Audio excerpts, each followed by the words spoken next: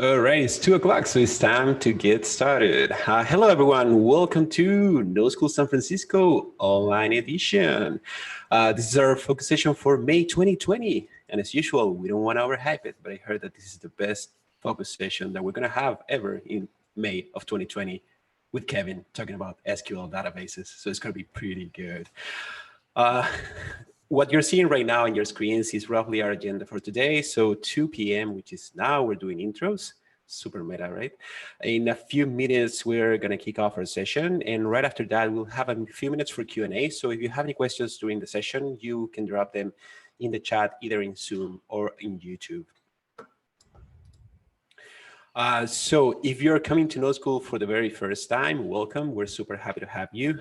Most people never come back, so we really hope that you have a good time today. So if you've never heard of NodeSchool or you don't know what it is, the official definition that we like to give people, this is an open source project that is run by volunteers with one goal in mind, to help you learn some Node.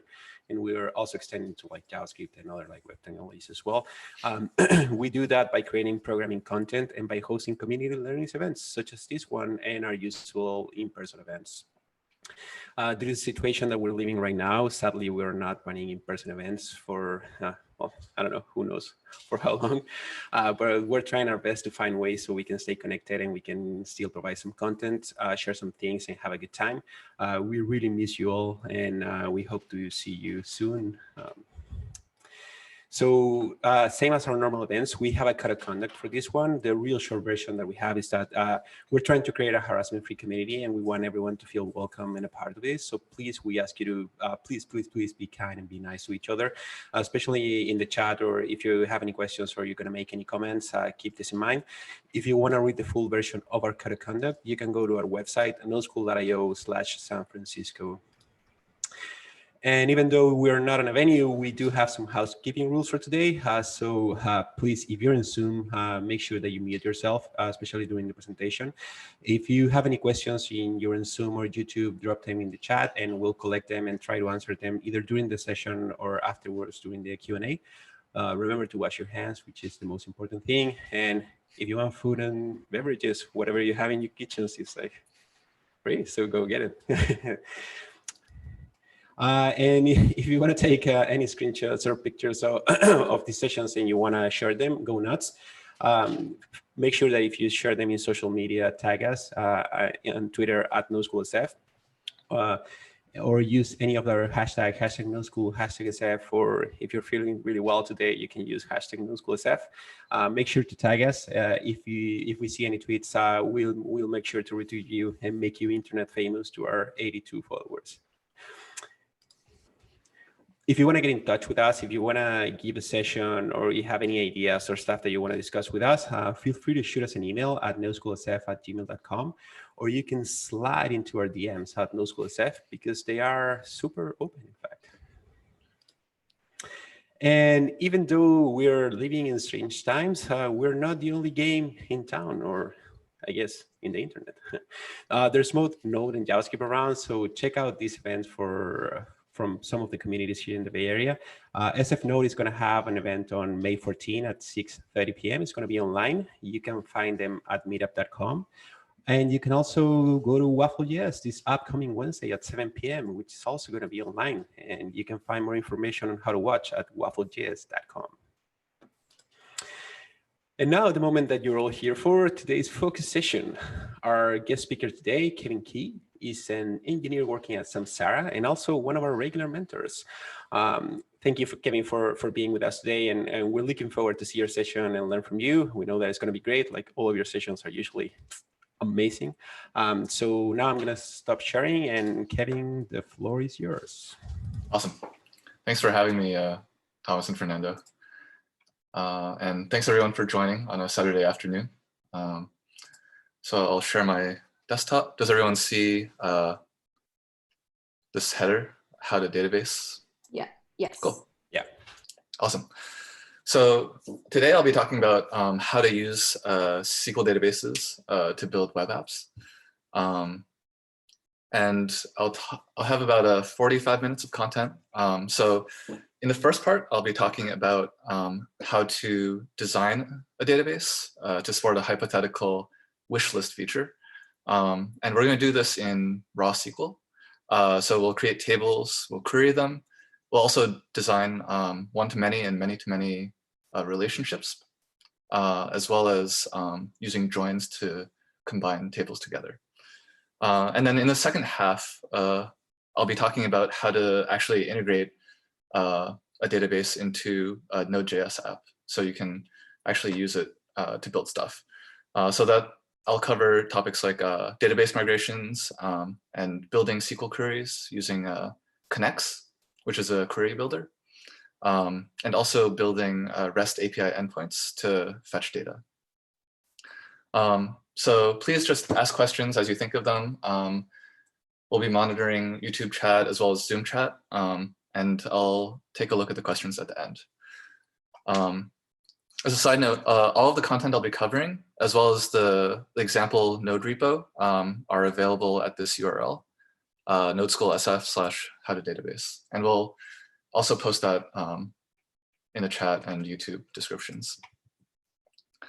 All right, so we got this question, why would you choose a relational database over a NoSQL database?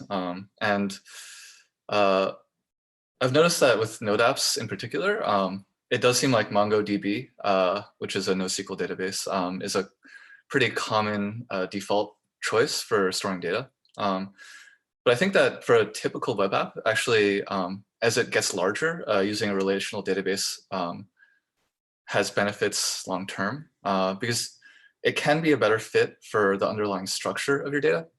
And I'll talk a little bit more about this at the end, once we've covered some concepts. So within relational databases, Postgres and MySQL are really common and widely used and are both solid choices. So I'm going to be using Postgres today. All right. So our motivating example will be to build an Amazon wishlist feature. So imagine if your product manager is asking you to build a stripped down product wishlist feature, and they've given you sort of this mock-up, which just looks like it's a screenshot of Amazon.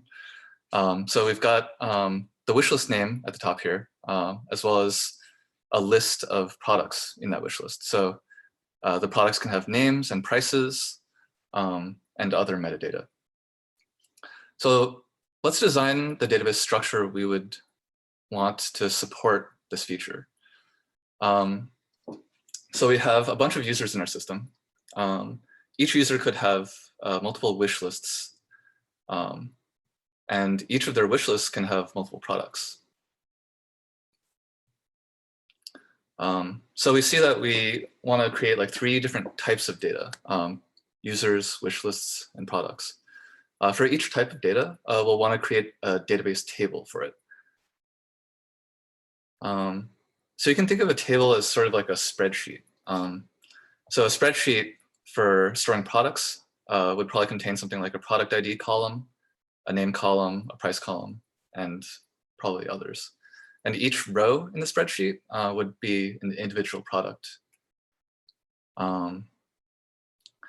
So to create something like this in a database, we would use the create table SQL command. So I'll actually copy paste this into, there's this tool online called dbfiddle.com, and it actually allows you to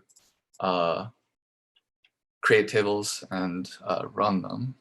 Oh, right, you need to be on Postgres. This won't have any output right now, but as we start to query the database, we'll be able to see output. So these statements are creating our tables, and I'll describe what's going on in them. So the first one, create table products, creates a table called products, and it has an ID column. And you'll usually want an ID column on most of your tables. There are exceptions to this, but we'll see what those look like later. So the ID is called a primary key, and it uniquely identifies every row in the table. And it also makes it an integer. This serial keyword makes it so that you don't have to specify ID yourself. It will auto increment starting from 1 and increase as you insert new rows. So you can also see for products, we're storing a name attribute and a price attribute. These are strings and numbers, and both of them are required fields. So we add a null, not null attribute. For users, we're just storing email. Normally, you'd have a lot of other information on the user table, but we're just keeping it pretty simple for now. And we're also creating a wishlist table. This also has an ID, as well as a created at timestamp, which is also auto-generated, and a name string.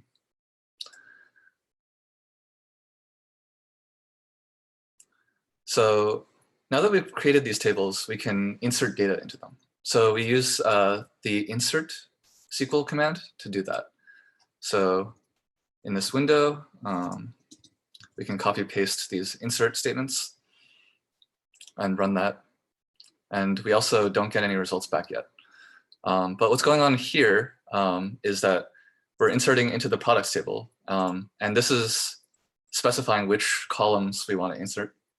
And then we specify a list of entries we want to insert. So this will insert a product whose name is Nintendo Switch and whose price is 1,000. And similar deal for users. And you'll notice that we're not specifying the IDs here. As mentioned before, because of the serial property, they're auto-generated. So now that we've inserted data, we can now query the data from the database.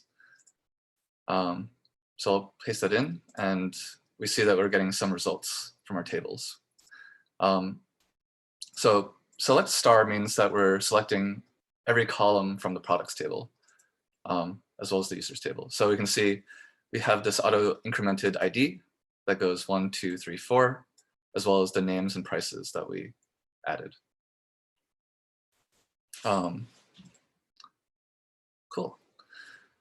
So now that we have the tables that we want,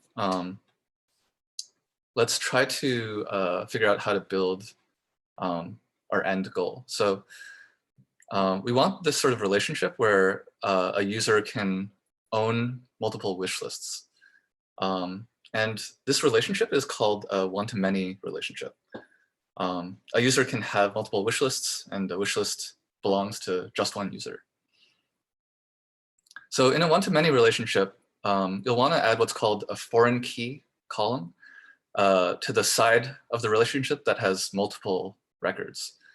And that foreign key will point to the primary key of the related table.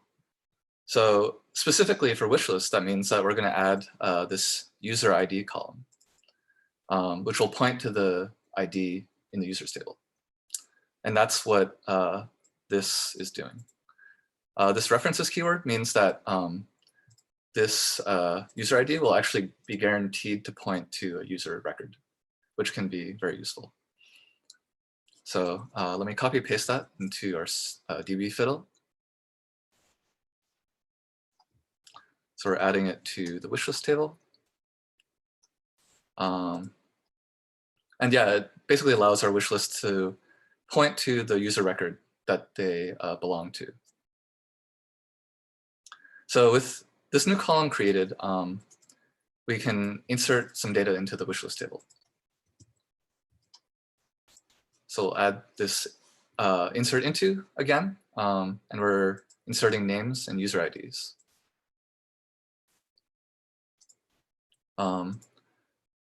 Once we insert the data, we can now take a look at what's in our wishlist table. So I'm going to run this query, and we get back. So for this select statement, we're just grabbing all of the wish lists that we just inserted. So we have 3 items corresponding to these 3. So that looks good.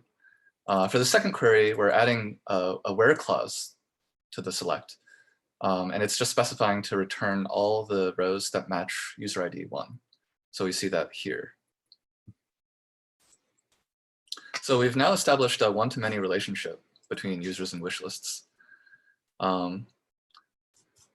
So how do we use that relationship? For example, say we wanted to get a list of wish lists, but also include the user's email address in those records. Those go across two different tables. So we'll need to do what's called a join across tables. This is sort of a diagram of what this process looks like. So we've got our wishlist table, standalone, and our users table. The join, which is written here, select star from wishlists, join users on users ID equals wishlists.user ID. That means basically, whenever you have a wish list whose user ID matches a user ID in the users table, we combine the two rows and we come up with a result that is a table that has both columns from both tables. So I will copy this query and we can see what that output is.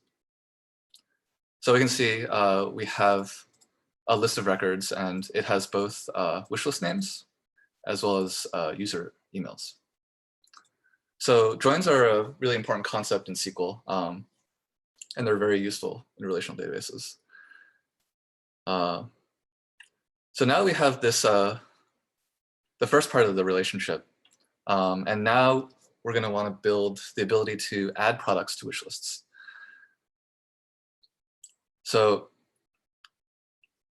this is a little different from the one-to-many relationship we saw earlier, because a wish list can point to multiple products, but a product can actually belong to multiple wish lists as well. So this is actually called a many-to-many relationship as opposed to a one-to-many. And typically to create this relationship, you'll want to create a new table. That can be referred to as a join table. And that's responsible for just storing the relationships between the two tables. You can think of these as like the arrows in this diagram. So, for this example, we're going to create a new table called wishlist products. And it's going to have a wishlist ID and a product ID. And I'll paste this in here. You can see that we're, again, doing integer references. So it'll be so wishlist ID will be a foreign key to the wishlist table ID. And similarly, product ID will be a foreign key into the product table. So this join table is actually an example where you probably don't need a standalone primary key ID column. You just need to have these foreign keys. All right, so we can now, once we've created this table, insert data into it. So these insertions represent products going into different wish lists. So for example, this first insertion means that we're adding a Nintendo Switch, which has a product ID 1, into the first wish list, which is Bob's quarantine wish list. So we've inserted data now. That doesn't change our output yet.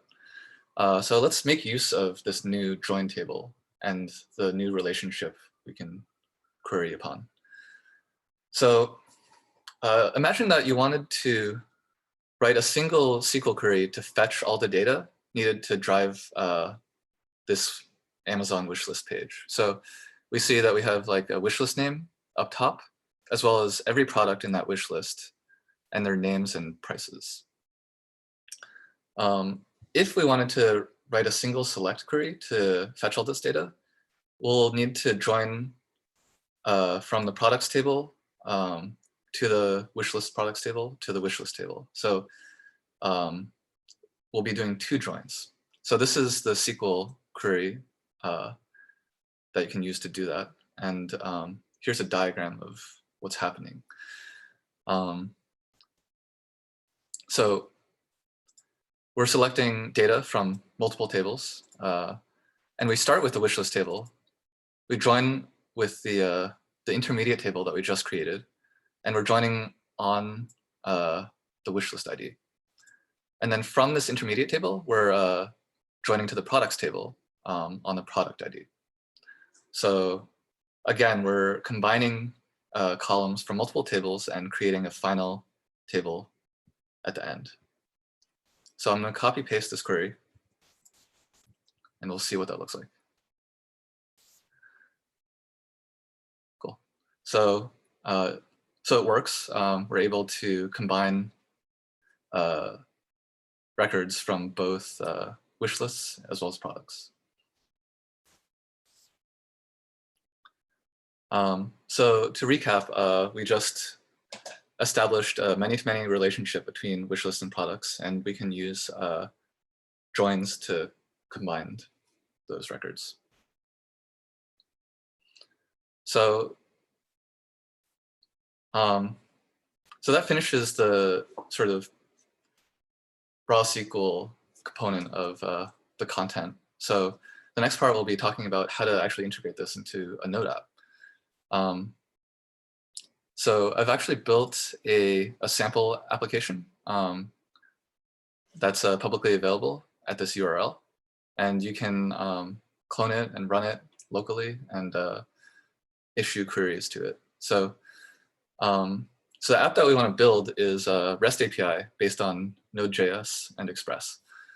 So some of the routes that we may want to build are ones to create wish lists, as well as to add products to a wish list, and also to fetch data from them. So these are some of the endpoints that we'll be looking at. We won't cover all of them. Normally speaking, you would also want to have endpoints to update records and delete them, but they are pretty similar to the post endpoints, so we won't cover them in this session. So when you're working with SQL databases in a real app, you'll usually use some sort of interface library called an ORM or a query builder. So ORMs stand for object relational mappings, and they're pretty common. For this session, I'll actually be using a tool called Knex, which is a simpler query builder, and it's a little closer to the underlying SQL. So remember, as before with the raw SQL, we were issuing a bunch of create table SQL commands at the beginning. So these commands modify the structure of the database, and that's called the schema. When you're building an application, you'll generally want to modify the schema using what's called migrations. And these are just files that contain sets of SQL commands that change the database schema. So for our example, well, actually, first, I'll talk about creating these actual migration files. So Knex provides utilities to help you do that. So there's a command Knex migrate make, and then you specify, the migration name, and that will generate a file for you that'll be blank. It'll be timestamped and have the name that you provided. And it's your job to fill that file with the schema changing commands that you want. So we'll cover the same create table commands as before, but we'll wrap them in these Knex statements. This is just issuing raw SQL statements. You can also use Knex's utilities to build these create table statements, but I find that using the raw statements works pretty well for creating the tables. So because these execute asynchronously, we're also wrapping all of these in a promise.all. So once we write this migration, we can use Knex to run the migrations. So you'd run Knex migrate latest to execute all these create tables, and it runs all the migrations that haven't yet been run on your system. Once you run some migrations, you can verify it by looking at the database console.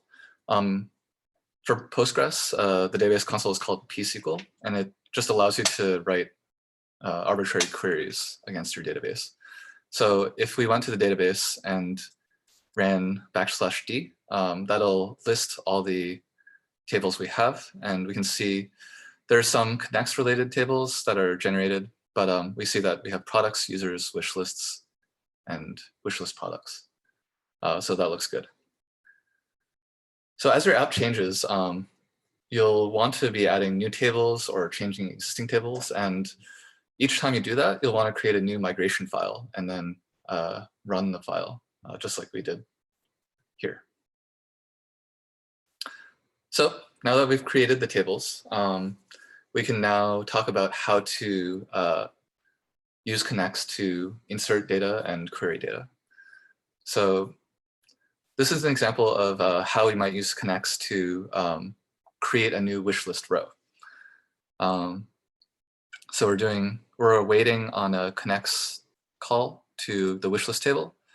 We're inserting a JavaScript object that has the name and user ID, and we're also calling returning, and I'll talk about that.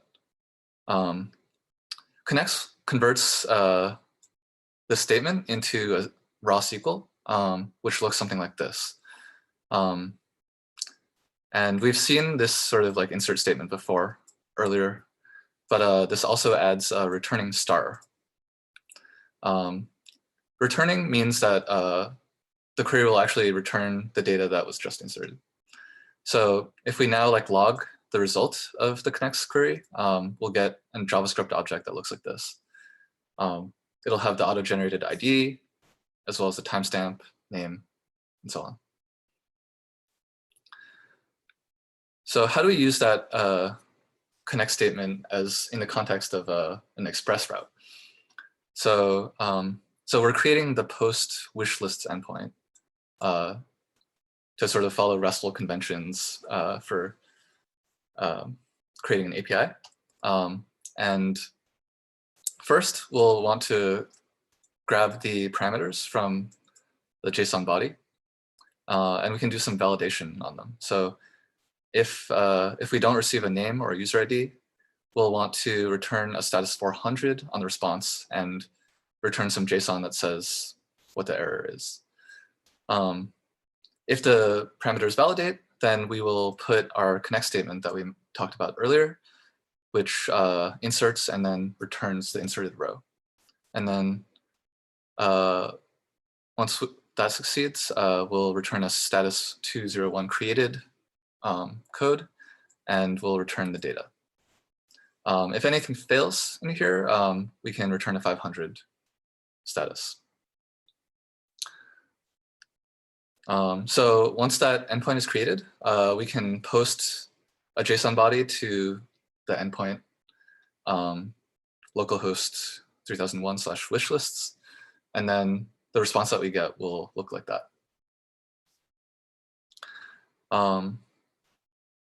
So there are a bunch of endpoints that will look pretty similar to this if we wanted to create all the endpoints we wanted. So if we want to add products to the wish list, we would create a post wishlists/ID/products endpoint.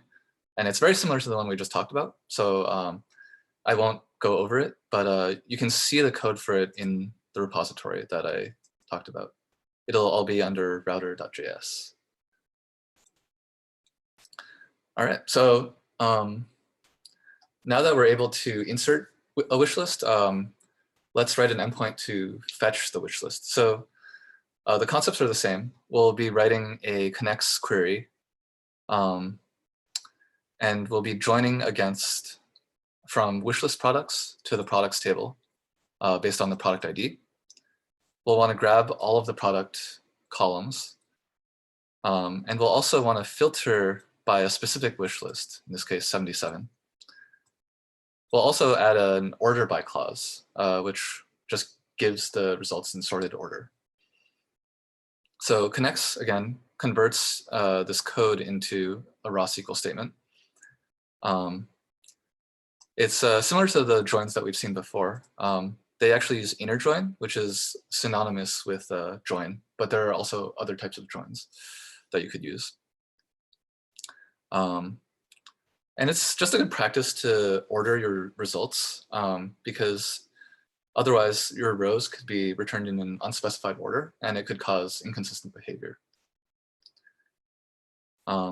So now that we've written the Knex query, we can show what it looks like in context of the API endpoint.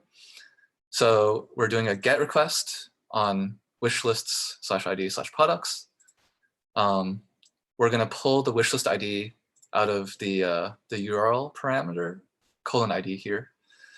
And we're going to use the same Knex query that we talked about earlier. And we're going to pass the wishlist ID into the where clause. And at the end, we return a status 200 with the data. If we use a REST client to issue that GET query, we'll get results that look like this. So we've got a list of all the products in that wish list. So just to recap this section, we created migrations in order to execute our create table commands to modify our database schema.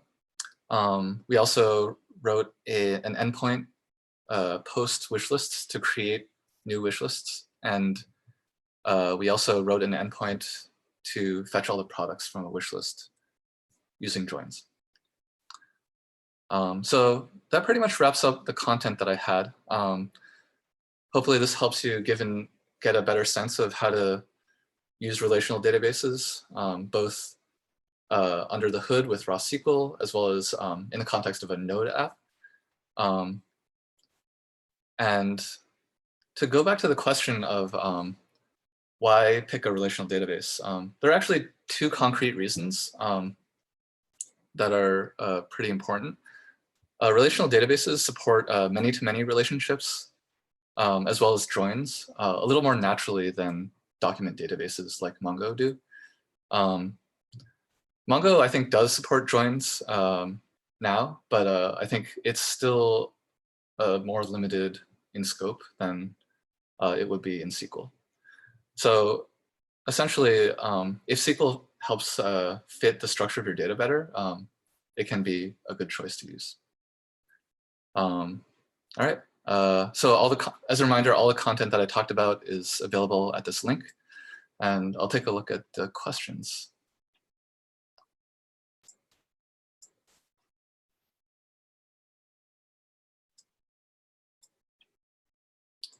OK, so Dave asks, are solid caps for keywords a requirement or just a common style? Definitely just a common style. It's just a personal preference. You can see that Knex, everything is lowercase. I like to use it to distinguish table names versus like SQL keywords. Oh yeah, I see that Thomas answered that. Roni asks, how do you debug?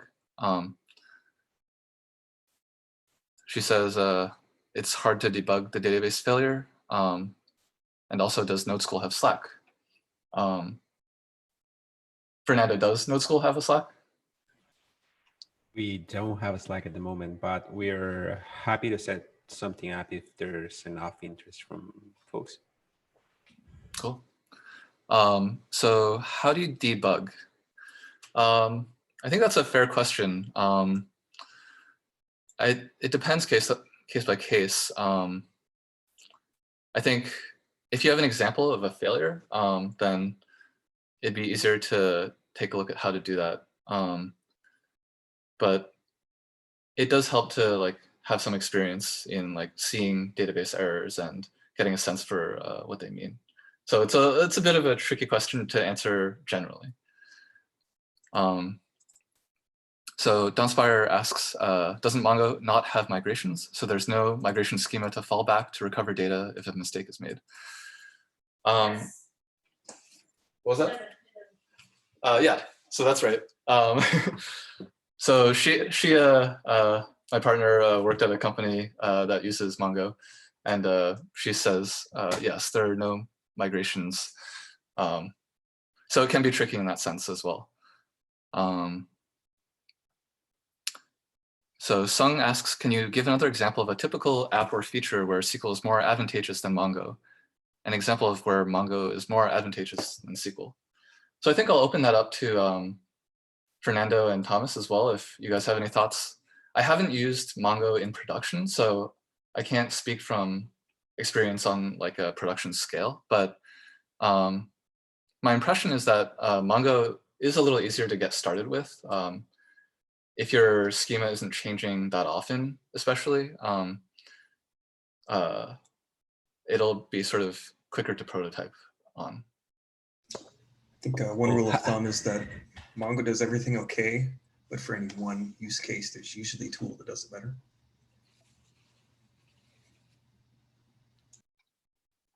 Were you going to mention something, Fernando? I was going to say that one of us, between me and Thomas, is currently writing a book of like Node.js in production. So probably that person would be more appropriate. Makes sense. Yeah, I think there are a lot of different sort of subtle differences between the two, and it can be worth doing some research on specific features that you'll need as well. Dave asks, is it practical to write software that converts natural English to SQL and show the results in real time so users could correct things since English can be ambiguous? Interesting. I'm not familiar with such a system. It sounds like it would be really cool. I'm sure there are like research projects on this, but I'm not aware of anything that does that off the top of my head.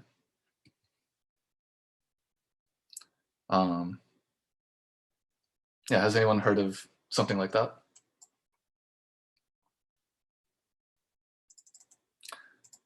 Yeah, it might not exist right now.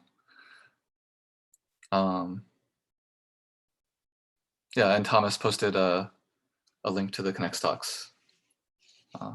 And yeah, you can, if you issue a Knex query, you can also log the raw SQL that's being generated. Sung asks, amongst all databases available, what would you use for something like Reddit?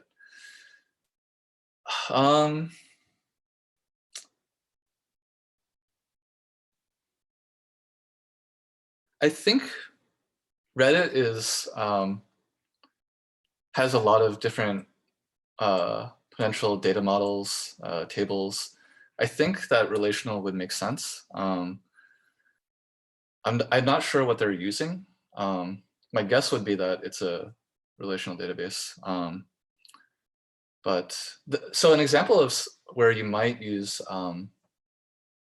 a NoSQL database is if like all of your data is in a single sort of structure. And so like if you're building like a resume parser app and all you're doing is representing resumes as data, and you're not like relating a lot of different kinds of entities together,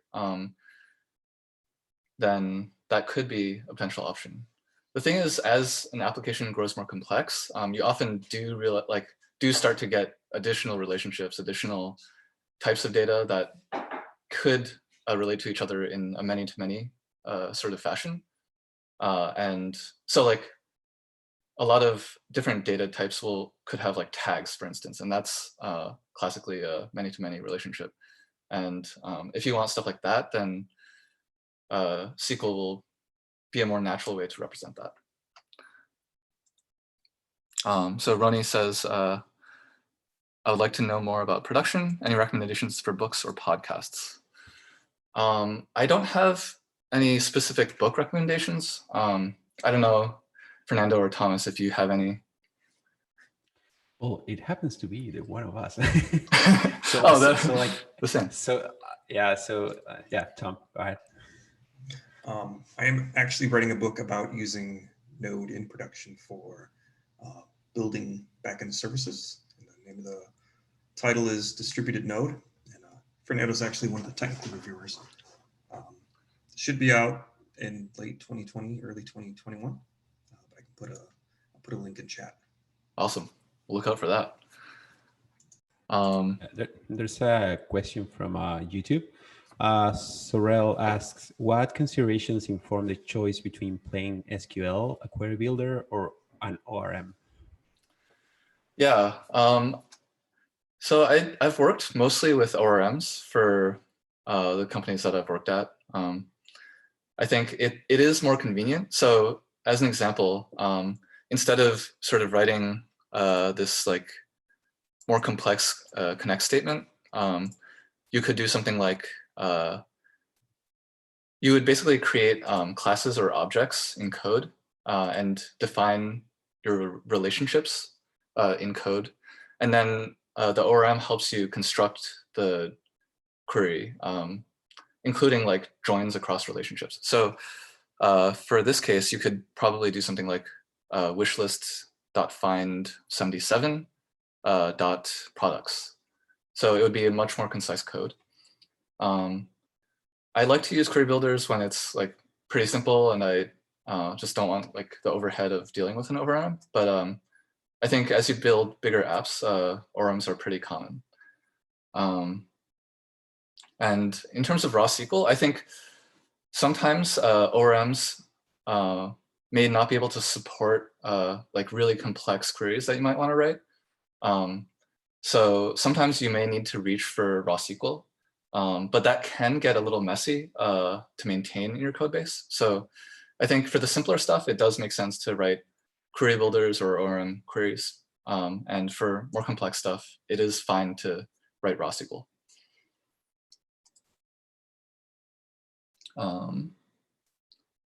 So Azania asks, with many-to-many relationship, should you create a table with the join command just to store the data?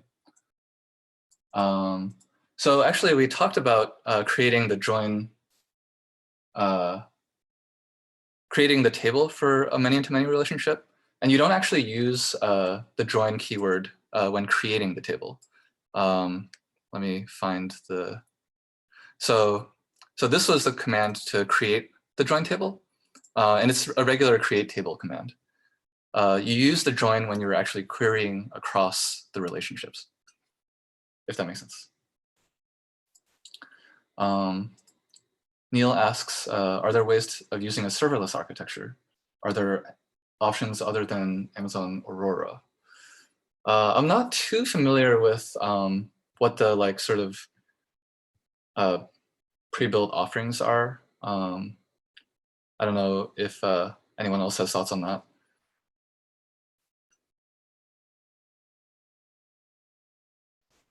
Generally speaking, I've sort of just like defined the database and installed it on the web server without using like sort of managed services. But there are a lot of good managed databases out there. Yeah.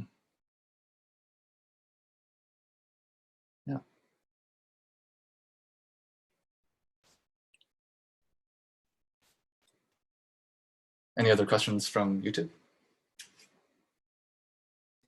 Nothing at the moment, but keeping coming, folks.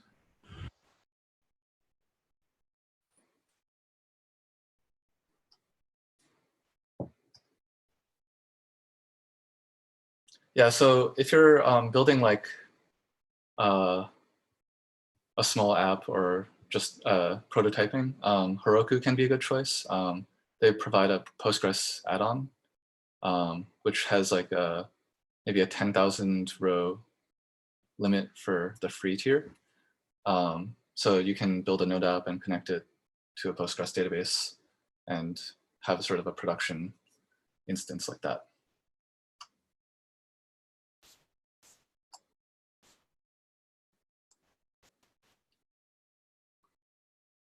I don't know, Fernando or Thomas, do you have a preferred way to like deploy Node apps? Well, it happens to be the one of us. Oh, go ahead. I think a lot of it sort of depends on maybe the organization that you're working on. So if you're at a company that uses Kubernetes or Heroku, you're probably going to be using that as an employee of the company. For your own stuff, Heroku ends up being pretty cheap. I suppose the database infrastructure, they have a bunch of free tiers as well. At the end of the day, it sort of depends on what you're building. So if you're just working on a single project, maybe you could, SSH into a computer, you run tmux, start your command, your node process and exit. But once you start dealing with something with more scale, that's when you really want a more complex build and deployment process. It just ends up taking a lot of work. So if you're using like a build server and you're deploying images through Docker and testing and all that stuff, there's a decent bit of infrastructure that you want to set up. Tools like Travis CI or even GitHub Actions, I think, can simplify a lot of that stuff, which is pretty nice. Cool. Yeah, I was gonna add, like, I think Tom has a really good point there, and depending on which organization you're a part of, like if you work for a big company that is currently using Node in prod, there's a big chance that they have like something custom that they build. I think, like, and I might be wrong about this, but I think historically there hasn't been like a one big great solution for deployments on Node. Like kind of like if you look at Ruby and you see like Capistrano, which is kind of like what a lot of people were using for a long time. I don't know if there was something like this or no. Like I know that PM2 for a while did something with I think it was called like ecosystem or something that you could use to like deploy in prod. But yeah, if you're building your own projects today, it will depend a lot on like what you are using. If you're using like AWS or Heroku, and there's a lot of integrations today that make your life a lot easier as well. If you're pushing code into GitHub and you can integrate with any of these like I want to say like SaaS maybe providers for servers on the cloud. But yeah, yeah. I have more questions from YouTube. Oh, cool. So Nazir asks, how do you go on about making your own SaaS? Have you worked with AWS Beanstalk? Would you set up a DB for each customer or a collection inside a DB for each customer? Yeah, so I think just starting out, you should be able to use a single database across multiple customers. When you start to like shard your database and use multiple databases for your application, it does get much more complicated. So I would recommend probably starting out with a single database unless you have specific needs. Sometimes customers might want like isolation of machines or stuff like that. But yeah, I think you can definitely support multiple customers on a single database. There was an earlier part to that question. I'm not sure if I addressed that. How do you go on about making your own SaaS? Maybe, but I think you did, right? Does that answer your question, Nazir? If not, like feel free to drop a follow-up question and we'll get it to Kevin. Oh, okay. So the earlier parts were how do you go on about making your own SaaS? Have you worked with AWS Beanstalk?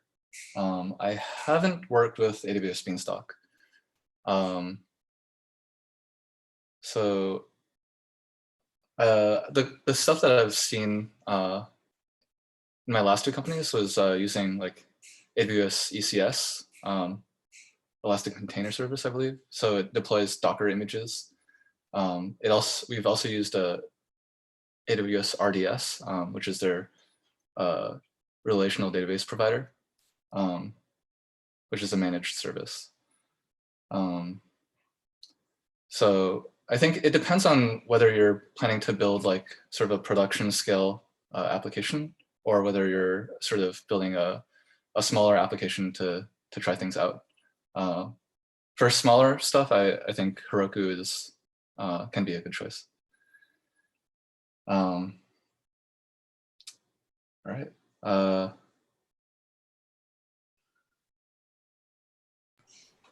I think Nazir had a follow-up. Yeah, there's another question here at Zoom. Dave says, I still don't really understand when to use SQL versus NoSQL. Could you please explain that again in more detail?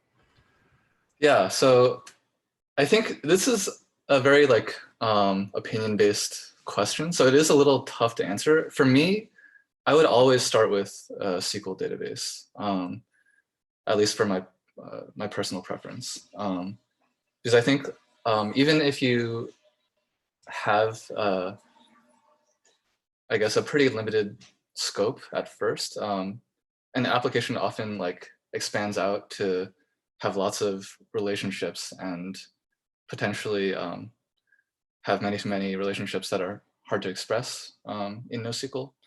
And it can be a little harder to maintain as your app gets bigger. If you're just trying to build something as quickly as possible and prototype, I think NoSQL can be a solid choice.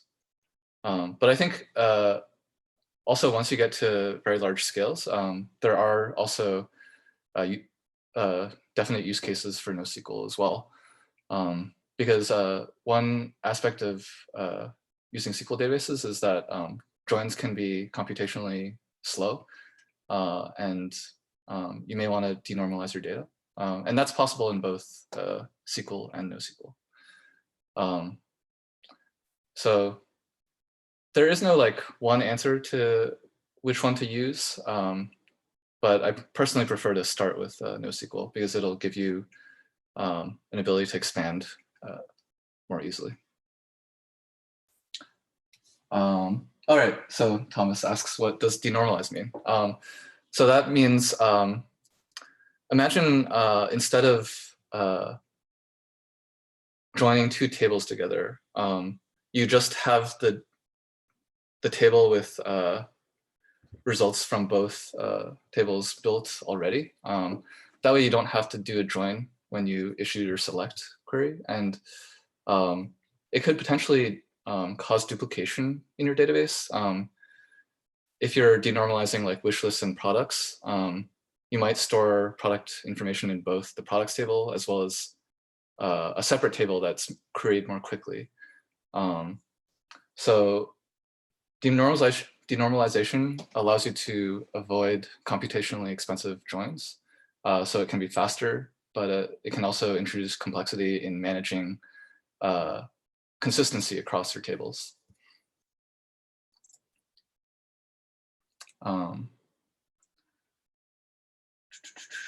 Okay, Thomas asks, many SaaS companies have a customer ID column and puts all customers in the same table.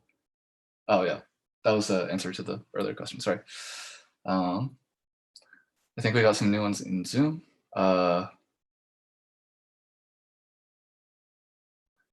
Dave asks, how large a scale do you have to have for NoSQL to be preferred, roughly speaking? So there's no scale at which you're necessarily like relational is not going to work. You have to switch to NoSQL. It can be a tool for larger scales, but a lot of companies at large scales are still using relational databases. So it's not like you can't support a large scale with SQL.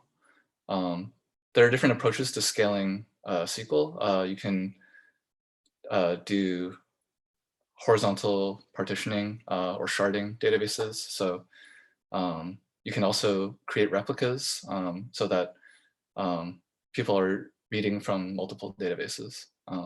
So it's not that like once you reach a certain scale, you have to switch to NoSQL.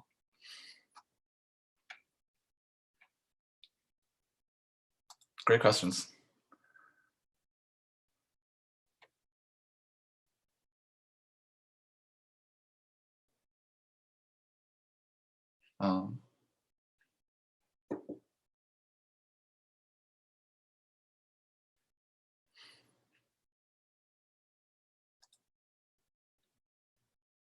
Yeah, so people are talking about transactions in NoSQL databases. I'm actually not super familiar with how that works, but they're not scalable. Shia says that they're not scalable. So in YouTube, Lakshaya asks, is there a way to improve string search in SQL? I guess it depends on what you mean by this question. So if you're asking something like, how would you support like an Amazon string search or a YouTube search using SQL. The way I would improve it is probably to use something like Elasticsearch, which is called a full text search engine.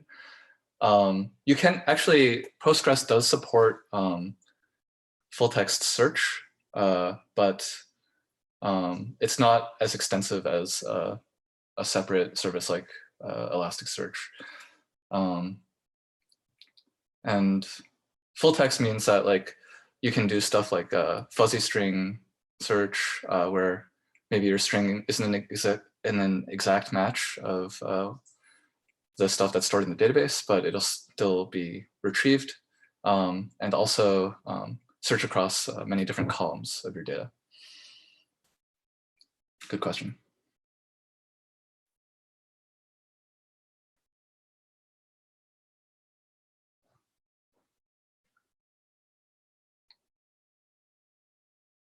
All right, well, if there's no other new questions, then you can always find me on Twitter, Kevin Eski, and shoot me a direct message there, and I'll be happy to answer any additional questions you have. But yeah, I think thanks everyone for joining, and yeah, thanks for all the great questions. Right. Thank you, Kevin, for all the knowledge that you shared with our community today. The session was amazing. We learned a lot. Like, I personally didn't know that there was that like serial alias for MySQL to create like that was really, really good. So thank you for taking the time to share the content and to answer all the questions from the community. Like he said, you can find Kevin on Twitter. We're dropping the links on both chats right now. And I think that will be all for today, folks. We're going to wrap it up.